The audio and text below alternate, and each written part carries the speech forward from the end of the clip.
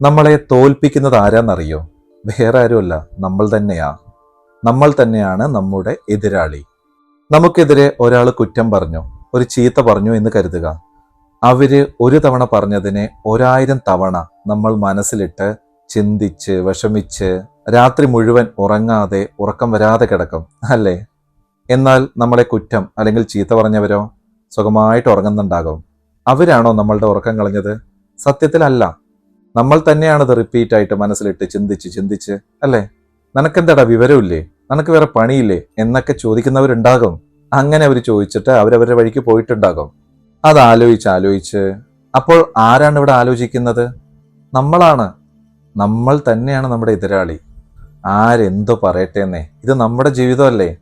അതിനാല് വേണ്ടത് മാത്രം എടുത്തിട്ട് വേണ്ടാത്തതിനെയൊക്കെ മറന്ന് സുഖമായിട്ട് ജീവിക്കുക. ജീവിതം മനോഹരമാണ്. ഓക്കെ.